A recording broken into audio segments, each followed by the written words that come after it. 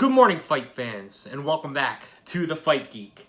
Today, I am going to react to UFC 251 Fight Island. And for those of you who saw my bet picks video that I put out yesterday, we went 5 for 6. Damn near clean sweep. The only thing that we busted on was that very controversial Max Holloway decision, which I will address today on this video.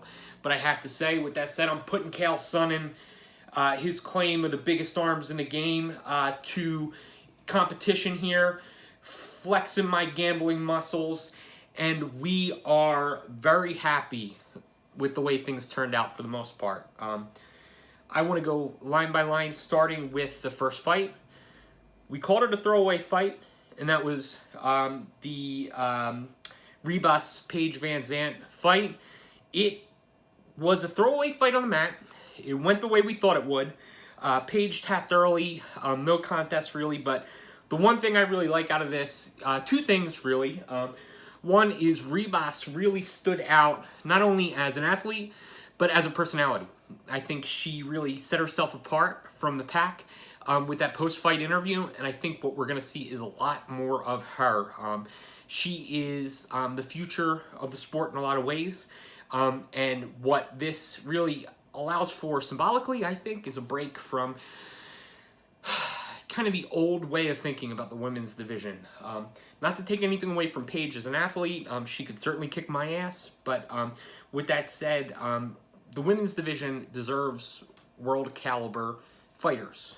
I do not think Paige Van Zandt is a world caliber fighter. She mentioned that she was probably going to test free agency after this. If I had to guess, I would say the WWE is probably a better place for her than even an organization like Bellator. I think she definitely has some talent. She's got a ton of charisma, and she's certainly an attractive person. But with that said, there are so many more talented martial artists out there in the women's division that really can bring an extra level of excitement and credibility to the sport that Paige just doesn't offer right now. So, not totally a waste. I think that fight was great for Rebus, and I think ultimately it will be better for the UFC women's division. And I think Paige will probably find a better and more sustainable long-term route for her career coming out of this match. The next fight was Jessica Andrade versus Rose. It went the way we thought it would go. Rose fought her fight. She avoided any major technical mistakes that led to the loss last time around, and that was the fight of the night, according to Dana, and I think rightfully so. Great fight, two tough competitors. I wouldn't be surprised if someday we see that fight ran back. I think Rose probably earned herself a title shot, or is well on her way to earning herself a title shot. I am very scared for her if she ends up facing someone of the caliber of Weili Zhang, not because I don't think Rose is awesome. I just think Zhang is incredible. So I could definitely imagine Rose on a path to a title shot and ultimately running one back with Andrade sometime in the future. Great fight. The next fight, Jose Aldo versus Petr Yan, went just like we said it would. It was certainly no walk in the park. Aldo showed a lot of spark. He utilized those leg kicks in ways that we've seen the Jose Aldo of the past.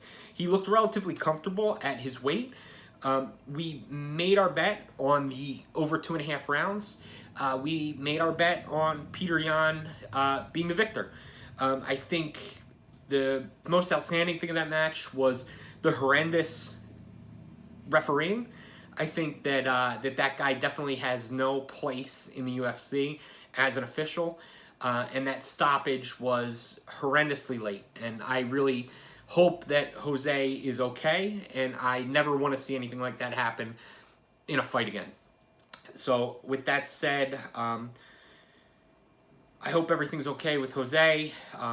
Yan really stood out as an incredible striker, showed a ton of control. Just like we said, he kept the offense up, he kept the pressure strong, and his striking was impeccable. So, great job, Peter, nothing to take anything away from you, but that stoppage was really upsetting. The next fight is kind of the lead story here, and that is Mr. Max Holloway versus Alexander Volkanovski.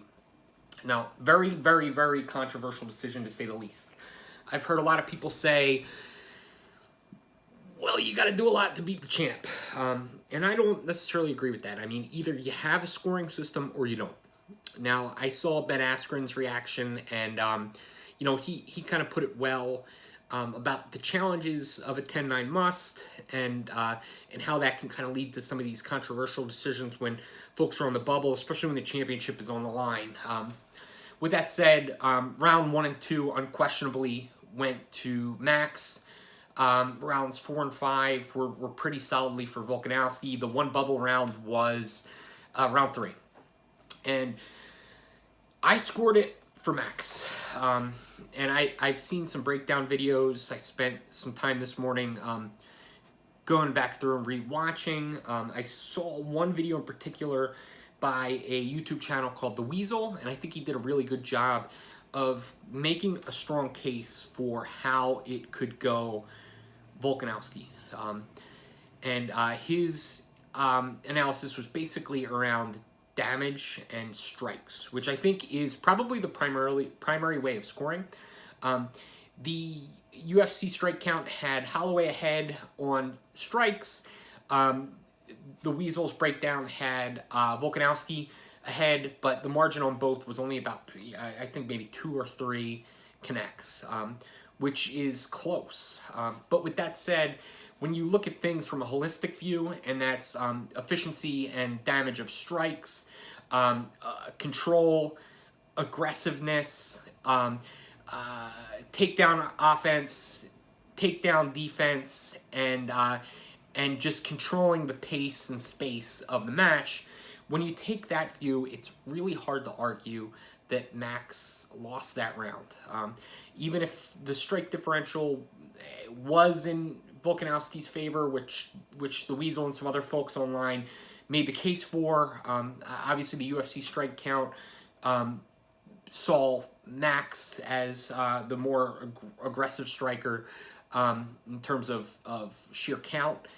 But with that said, you know, the way he stuffed Max's takedown offense, the way he really controlled the ring, the way he was pressing the fight, and the way he was really just kept in his pocket and kept fighting a Max Holloway fight through round 3.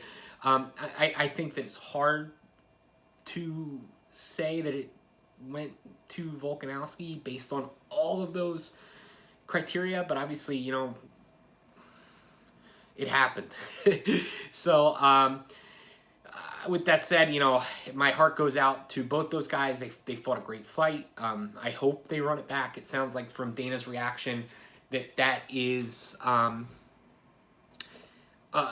reality. It's a real possibility. I'm sure Alexander would like to move out of the shadow and get some other competitors. But with that said, you know, a controversial decision is going to be a bigger shadow than having to face this guy again. I think we got to see Volkanovski Holloway 3.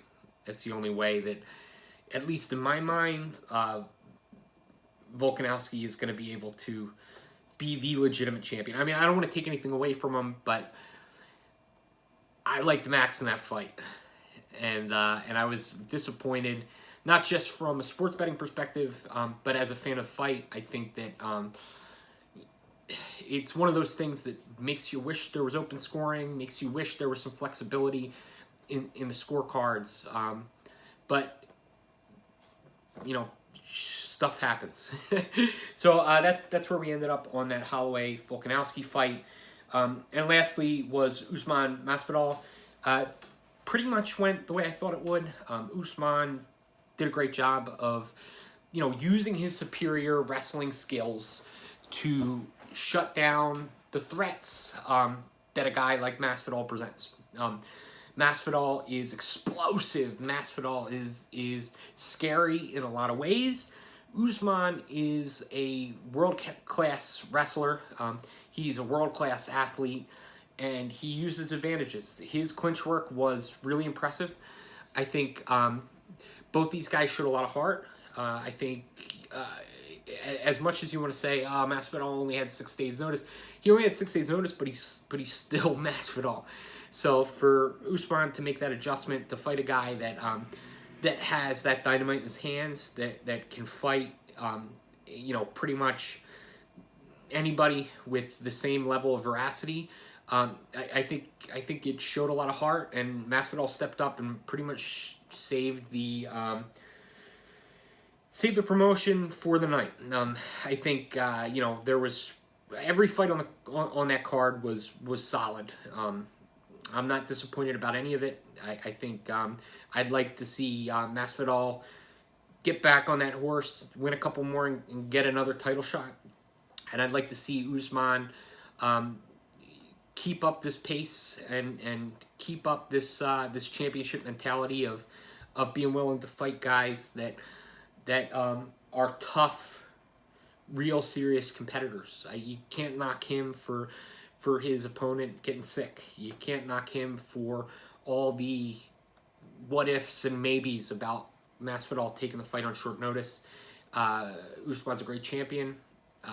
The pay-per-view across the board was definitely one of the better ones, and we've had a lot of good pay-per-views in the last year and a half. So, yeah, that's it. That's my breakdown, and I hope you enjoy.